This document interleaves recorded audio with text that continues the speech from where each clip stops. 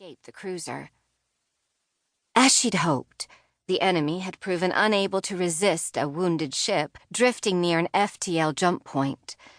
For extra security, she'd chosen a specific time and date, 15:30 Stardrifter time, equated to 0621 Oligarchy time, otherwise known as both 6 minutes ago and 4 minutes before a guarded shipment of Mithrite reinforced steel passed through. The arms dragged the Wayward scout into the cruiser's assault bay. Madison and the crew held on to each other to keep their balance.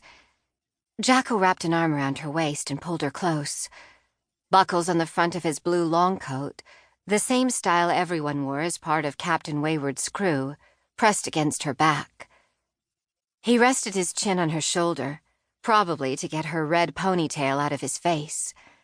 They all knew better than to speak. Muffled whirring announced the airlock's opening by force.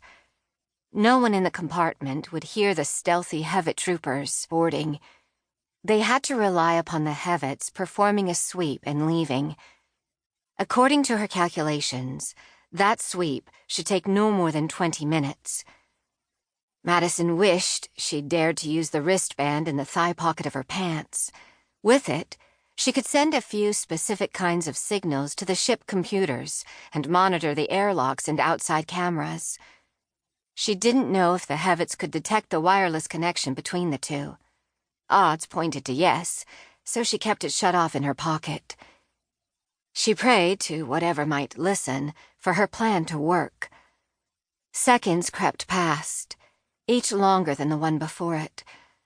Madison kept her cybernetic left eye focused on the analog clock hung on a hook stuck to the wall. No one else could see it in the darkness. One more thing the crew had agreed to rely upon her for. In the long stretch of forever, Madison imagined herself returning to her uncle in triumph. Armed with the knowledge she'd confirm on this mission, the Stardrifters could finally stand a chance against the oligarchy. She'd light the spark of a true revolution. Stealing from the oligarchy kept the Stardrifters alive. A revolution would set them free. Though no one knew what freedom would give them or mean, it had to be better than skulking through the galaxy, evading the oligarchy's ships and their soldiers, stealing whatever they could from the profiteers who flourished under Lacan rule, and living as isolated dots in the darkness. She didn't enjoy living under the threat of capture at any moment. Becoming an oligarchy slave promised a lifetime of hard labor, humiliation, and pain. Not that it would last long. Humans didn't survive that kind of treatment for more than a decade or two. Though other races could wind up as slaves in the Lacan oligarchy, they had to commit crimes to do so. Humans only had to exist. Time ticked on, slower than anything Madison had ever experienced. 10 minutes took 10 years. Jacko kept his grip on her, providing a solid, comforting presence at her back. Whatever happened, he'd support her. Someone burped. Everyone else held their breath in case the white noise generator didn't cover it.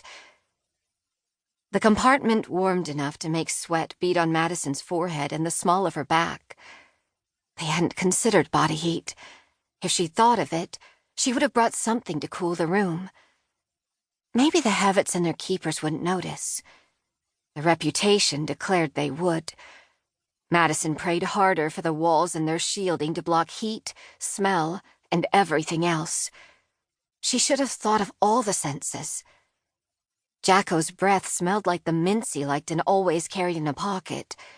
If that revealed them, she'd never forgive herself for such a stupid oversight. A thumping clang pounded Madison's chest. She hadn't expected that sound. Her gambit had relied on a lot of assumptions.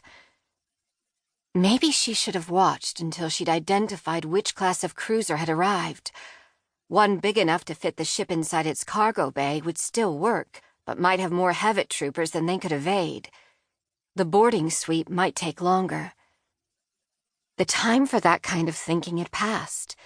They'd all committed to this, and couldn't back out now. Literally.